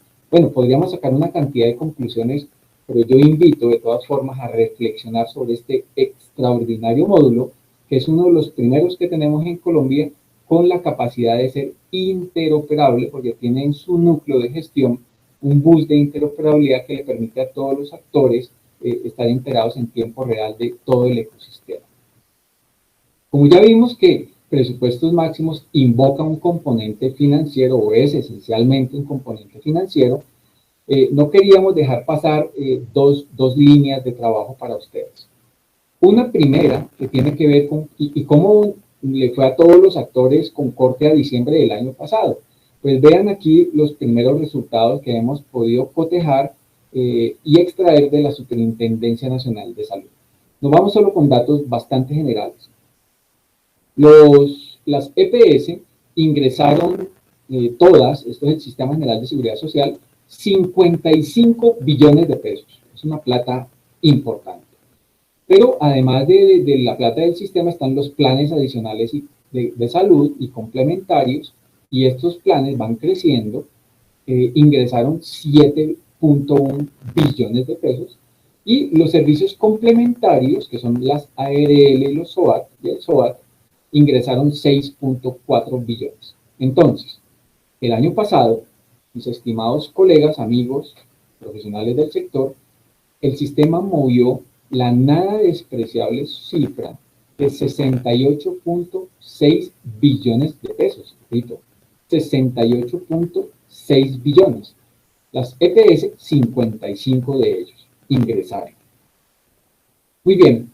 ¿Y los prestadores cómo les fue? Pues no les fue nada mal. Los prestadores privados se ingresaron en sus contabilidades 50.7 billones. Ahí están registrados 5.315 para hacer comparaciones, tener un ámbito de equivalencias. En Colombia, cuando uno va al REPS, encuentra que hay 10.000 prestadores, o sea que aquí tenemos un poco más como el 53% de los prestadores que aparecen aquí. Se ingresaron 50.7 billones, una cantidad muy importante. Y en tanto que los hospitales públicos, las empresas sociales del Estado, ingresaron 15.5 billones para un total de 66.2. Me devuelvo para refrescar la cifra. Todo el año pasado se movieron 68.6 y 66.2 de ellos se quedaron en prestadores públicos y privados. Interesante el dato. Pero hay más datos interesantes. Aquí está el componente comparativo de los años 2018 y 2019 para entender utilidades o pérdidas netas de los dos años. Y cuando miramos el componente del aseguramiento, las EPS, vemos con preocupación, no con sorpresa, sino con preocupación, que el año 2018 las EPS ya habían perdido 1.2 billones de pesos y este año, el año anterior, perdieron 1.9. Es decir que la pérdida subió 700.000 millones de un año a otro en las EPS. Los planes adicionales de salud, en tanto, aumentaron sus utilidades en positivo, de 518.000 a 613.000. Digamos que eso es marginal, pero finalmente positivo. Cuando queremos ver los prestadores, lo anterior eran los pagadores, ahora los prestadores, esta lámina está dividida en dos momentos. En esta parte que se está iluminando con rojo estamos viendo los ingresos. Y si vemos, los ingresos de los prestadores en el 2018 fueron 58 billones y en el 2019 fueron 64. Es decir, que los prestadores crecieron sus ingresos un 11%. Un crecimiento extraordinario comparado, por ejemplo, con el IPC, con la inflación anual, incluso con la inflación sectorial. Y en la parte inferior hay una sorpresa todavía mayor, mayúscula, cuando estamos viendo utilidades y pérdidas de las IPS, donde vemos que las empresas sociales del Estado saltaron de 640.000 a 1.2 billones, es decir que duplicaron la utilidad los hospitales públicos. Eso parece que no sale pues en Caracol y en RCN y en esas cosas allá porque ellos de salud poco, y digamos que hay poco juicio en el estudio de los stakeholders para ver realmente de fondo cómo está la situación sectorial. Las IPS privadas se mantienen en la misma línea y el año 2018 habían tenido en positivo resultados positivos de 2.5 billones y lo subieron 200.000 millones hasta 2.7 billones de pesos. Muy bien, ¿cómo se ha movido el dinero desde marzo que empezaron los presupuestos máximos en el ecosistema? Entonces aquí tenemos una triada de gráficas que nos muestra que en el mes de marzo se movieron para las fuentes, para las cuentas de las EPS 5.2 billones. Es el mes en toda la historia del sistema, 27 años ya, que más plata le entra a las EPS en un solo mes. 5.2 billones es una cosa enorme. ¿Por qué hubo tanto dinero en marzo? Porque se les giró anticipadamente el presupuesto máximo de marzo, abril y mayo. Eso nunca volverá a pasar. Y luego en abril pues cae un poco a 3.6 y luego en mayo sube a 4.9. Ustedes están viendo ahí unas cascadas financieras nunca vistas, anticipadamente.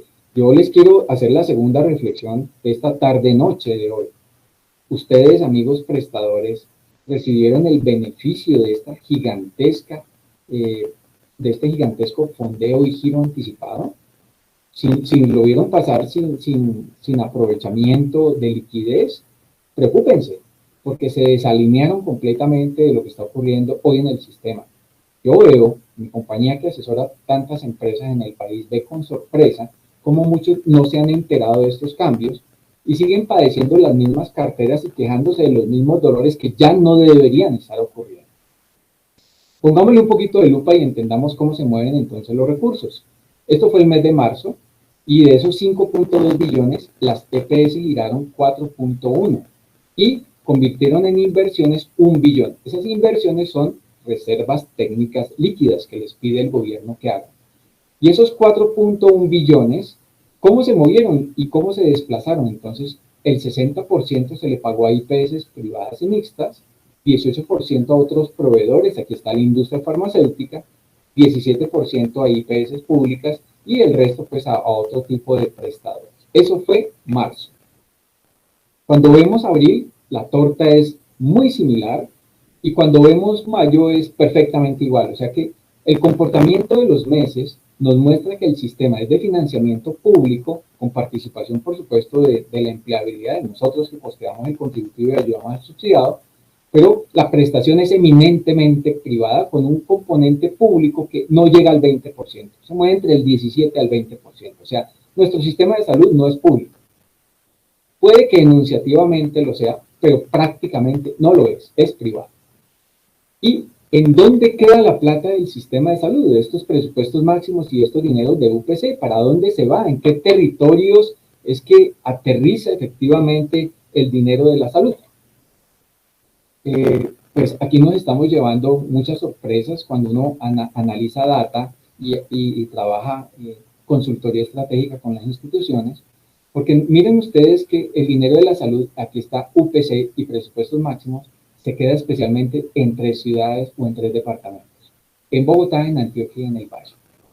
Lo azul oscuro son IPS privadas, lo doradito son IPS públicas.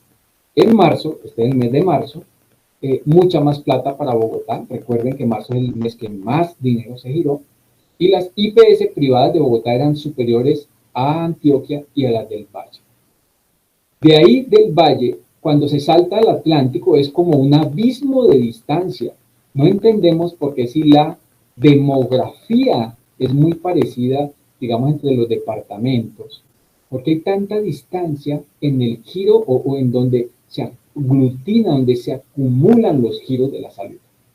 Esto nos debería desencadenar a todos inquietudes y estudios macroeconómicos de formas de contratación, modelos de pago, integraciones verticales, posiciones dominantes.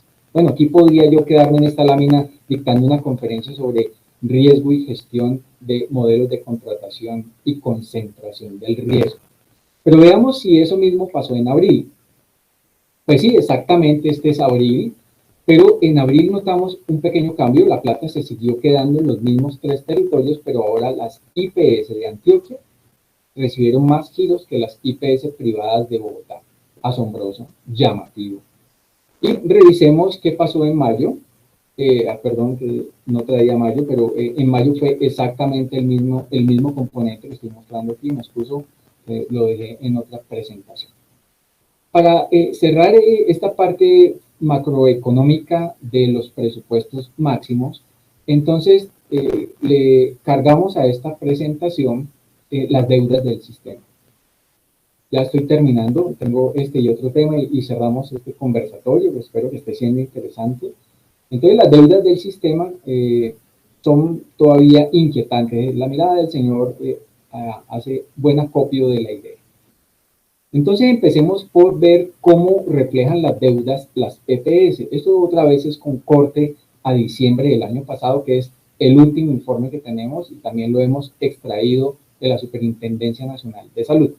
¿Qué dicen las EPS? Entonces las EPS dicen que lo que deben, se lo deben especialmente a las IPS privadas, el 55% se lo deben a las IPS privadas, y el 20% a las IPS públicas, y hay un 14.5% que le deben a otras instituciones.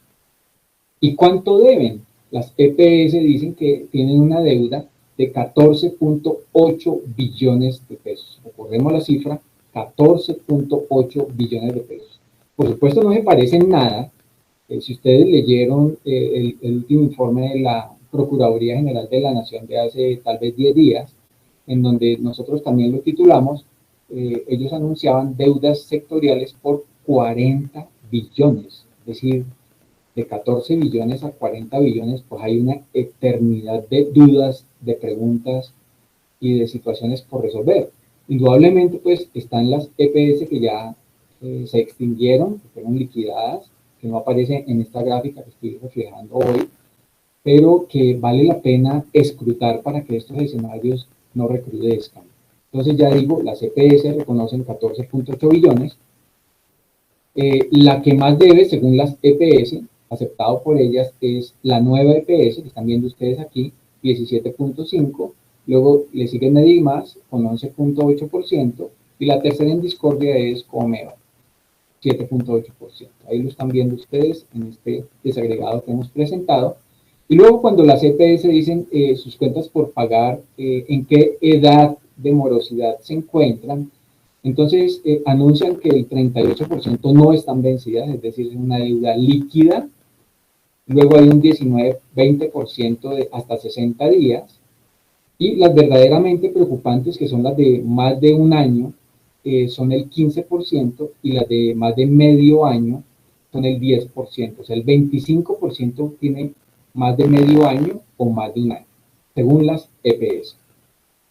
Y aparecen pues deudas entre EPS que tienen medida de vigilancia especial, que son 60% tienen de la deuda está en EPS con vigilancia especial, pero hay un 40% con EPS que no tienen vigilancia especial, que no están custodiadas especialmente por la Superintendencia Nacional de Salud. Y entonces las EPS nos muestran esta tabla de en dónde deben, en qué territorios es que están debiendo, y aquí llamo la atención en que esto es como IPS a las que les deben, que hay IPS que operan en varios departamentos a las que la deuda ya se acerca a los 4 billones de pesos. Hay IPS que son de característica nacional, ya no son IPS del municipio ni del departamento, son IPS que son redes prestacionales nacionales. Bien, hasta ahí las EPS.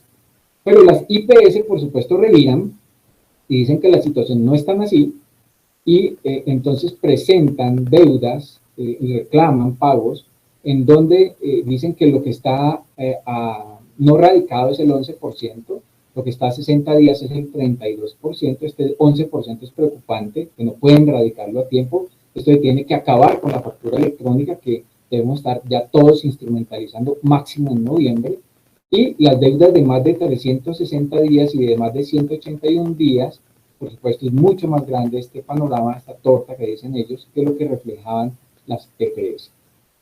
Y la deuda no son los 14 billones, sino que las IPS, por lo menos las que reportaron información, que no son todas, sube a 18.2 billones. Es decir, que en este informe hay un margen de distancia de 4 billones. 4 billones es una reforma tributaria completa.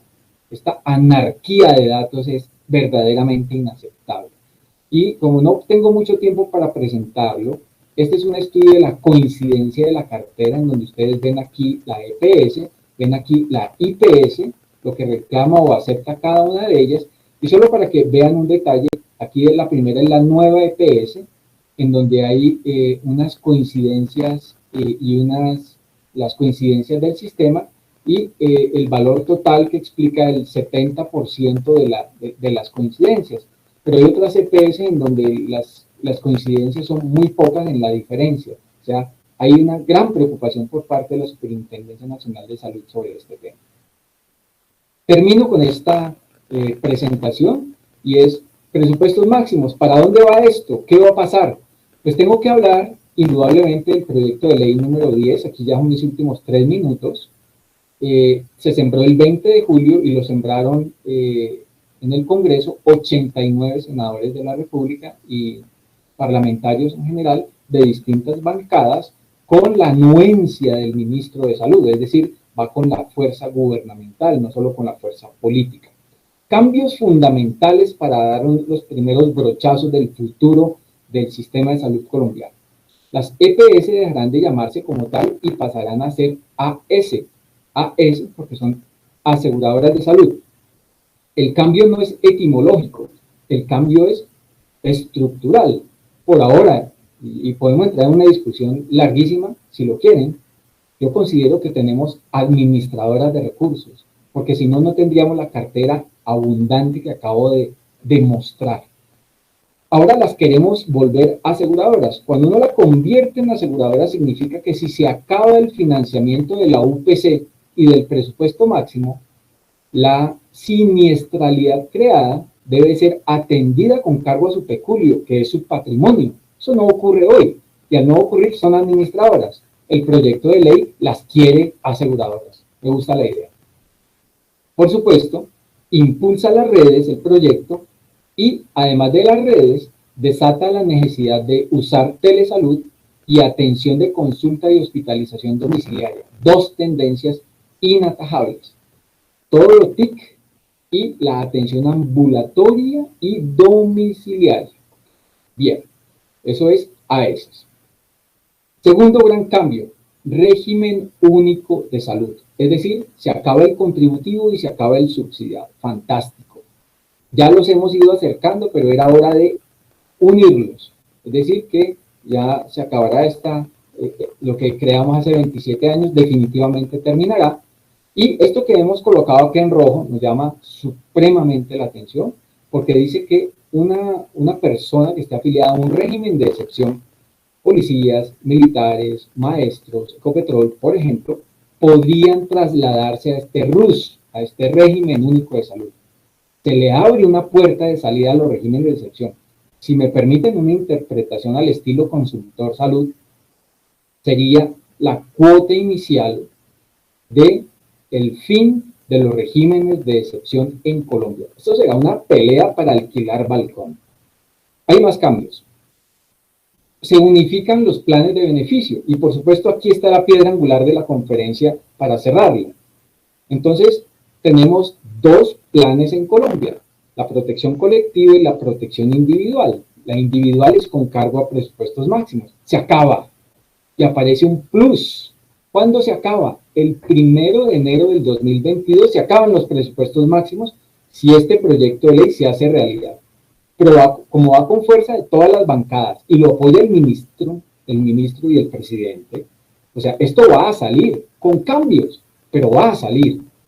Entonces se mueren los presupuestos máximos, no se acostumbren mucho al presupuesto máximo. Probablemente el 1 de enero del 2022 ya no estemos con él.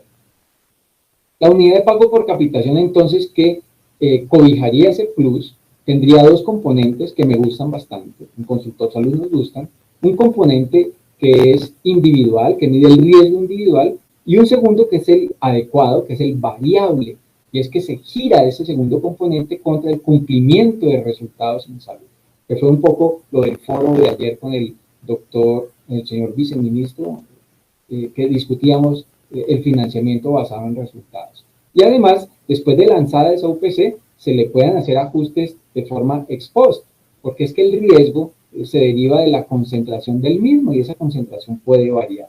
Esa es una buena noticia también y entonces es una prima nueva. El giro será directo, se girará de ADRES directamente a los prestadores, a la industria, de ADRES al operador logístico, y eso podría ser ambiguo. Permítame cerrar con esto. Ambiguo, ¿por qué, Carlos Felipe? Pues porque si usted está creando AS, de administradoras a aseguradoras, y les va a exigir que si tienen siniestros, paguen de su peculio, de su patrimonio, pues hombre, ¿por qué les quita la plata y se la maneja? No, o sea, o los gradúa como mayores de edad y les pone la plata y que ellos la administren, o los sigue tratando como niños de kinder y entonces sígalos dejando como administradores, págueles como administradores y usted maneje la plata. O es lo uno o es lo otro, pensamos nosotros, desde acá desde consultoría. Pero bueno, esto apenas está caminando y el debate va a ser supremamente interesante. Entonces, giro directo. Y esta es la última lámina. Aparece, y no es nuevo en este proyecto de ley, sí, pero no es nuevo porque esto ya quedó escrito en otra ley, que es la ley de transparencia y gestión, que ya está vigente, y es que aparecerá una plataforma digital donde todos registraremos los acuerdos de voluntades, los contratos, los acuerdos comerciales. Pero lo bueno y lo muy interesante de esto es que ahí se deben exponer los precios negociados. Es decir, debo decir a cómo hago una cesárea, a cómo hago una apendicectomía y a cómo compro y vendo el medicamento, a cómo hago la quimioterapia, etcétera. A cómo vendo el medicamento para enfermedad huérfana. Eso que es un secreto muy bien guardado, que nadie lo sabe y que lo custodian pues en la bóveda central, se acaba. Va a estar visible y esa visibilidad nos ayuda a la transparencia y a luchar contra la corrupción, y a nosotros nos gusta mucho el concepto de visibilización. Pues fue mucho gusto haber trabajado con ustedes estos muy breves minutos. Muchas gracias a todo el equipo de ANAR por esta oportunidad. Están los datos de contacto nuestros y voy a dejar de compartir pantalla por si quedó alguna pregunta en el auditorio. Intentaré responder. Carlos Felipe, mil gracias por tu excelente presentación, llena de información y nos deja un montón de reflexiones. Aquí voy a compartir algunas preguntas del auditorio. La primera de ellas, ¿la reducción de atenciones de servicios de salud es directamente proporcional a la disminución de enfermedades de interés en salud pública? No tengo el dato, Marta, lamentablemente. No puedo hacer una afirmación porque no tenemos los soportes para poder colegir exactamente lo que estamos reportando en Civigila contra lo que estamos reportando en el CISPRO. Normalmente, Civigila y CISPRO no son equivalentes. Y eso a mí me disgusta enormemente en este país. Voy a aprovechar esa pregunta para ampliar un poco más el concepto. Tenemos como que los profesionales y las instituciones están mucho más decididas a brindar una información de calidad cuando la envían al Civigila o a la cuenta de alto costo, y mucho menos motivadas a reportar el mismo dato confiable en el CISPRO. Y eso depende de los médicos, porque los médicos somos los que atendemos al paciente y lo prescribimos, y somos los que generamos el RIPS, el reporte individual de prestación de servicios. Nosotros deberíamos defender en Colombia un repositorio único de altísima calidad y no seguir creando subrepositorios o repositorios regionales o repositorios temáticos que generan como unos poderes sectoriales que no permiten acceso pleno. Y a mí me gusta que el dato en el mundo entero tenga transparencia en el acceso, porque con él construimos decisiones y política pública. Muchas gracias. Ahora, en su opinión, ¿cuál es la razón por la que los prestadores públicos duplicaron sus utilidades entre 2018 y 2019? ¿Existe menos corrupción o hay mejor gestión o es una mezcla de las dos? Hay una herramienta que está ayudando, que es iHospital, que visibilizó la gestión de los hospitales públicos. Eso hay que ponerlo primero sobre la palestra. Es decir, nunca habíamos podido auscultar en tiempo real qué pasaba en un hospital muy alejado, y hoy prendo mi computador, voy al aplicativo iHospital, que es completamente gratuito, entro y miro el hospital que quiero y veo todos sus indicadores. Yo recuerdo el año pasado, cuando esto empezó a florecer, que hablábamos con el viceministro del momento y veíamos los resultados del primer trimestre de haber lanzado iHospital, y veíamos la mejoría instantánea de la gestión hospitalaria. O sea, la visibilidad mejora la gestión. Eso sería como número uno. Y número dos, indudablemente los modelos de contratación se transformaron en el país. Estamos en un proceso todavía transicional, pero estamos dejando atrás esas historias paquidérmicas de contratar cápitas por todo, y estamos entrando en modelos evolucionados, muy prospectivos algunos de ellos, contra resultados y metas que le sirven a todas las partes. Es decir, que yo creo que hay una conjunción de situaciones positivas. Podrían ser más positivas. Podría yo trazar aquí algunas otras ideas, pero dejémoslo para otro foro. ¿Cómo se observa el panorama para la actualización del derecho fundamental para nuevos medicamentos? Lo veo bien desde el punto de vista que ya mostré, que es la incorporación de moléculas de síntesis química. Lo veo transparente, lo veo fluir sin problema. En tanto que veo lentificarse las definiciones técnicas de cómo incorporamos biológicos y biotecnológicos.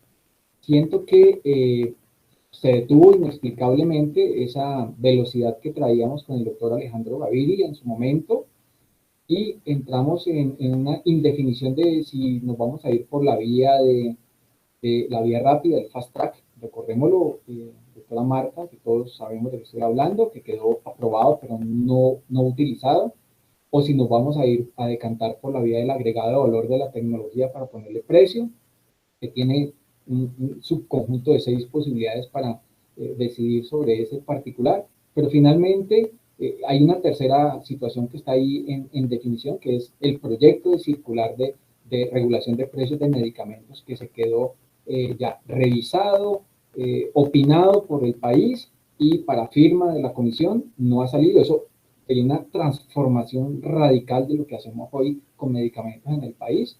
No estoy al tanto de su claudicación por parte del gobierno, o su está como ahí pendiente de alguna firma especial. Eso transformaría radicalmente.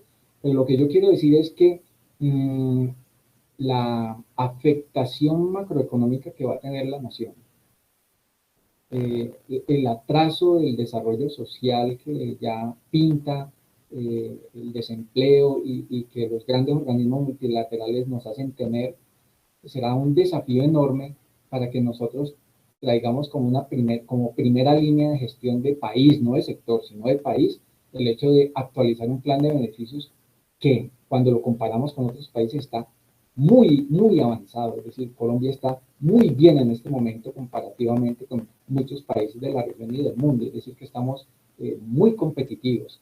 Y, digamos, no es una necesidad ingente esa actualización instantánea cuando el país en este momento seguramente va a requerir otras áreas de salvamento social.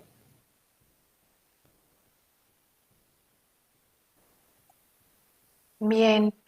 Ahora, los presupuestos máximos hasta el momento, en su concepto, ¿se han convertido en una verdadera barrera de acceso para los pacientes? Tengo que decir con mucha satisfacción y después de haber estudiado las cifras que para nada. Como lo mostré a lo largo de la presentación, muchos son temores infundados. La mayoría de los temores de los seres humanos son infundados. La forma definitiva de desarraigar esos pensamientos mágicos es con datos.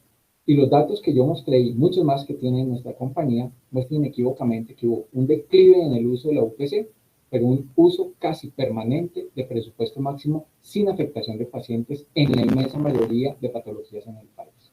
Lo cual celebro, ya lo celebré. ¿Por cuánto tiempo puede durar la estrategia de presupuestos máximos y cómo se resolvería en el futuro estos techos? Los presupuestos máximos son una salida inteligente, si me permiten la expresión, para entender frecuencias de uso de estas tecnologías, intensidades de uso de las mismas y buscar un análisis actuarial del escenario que nos permita la integración.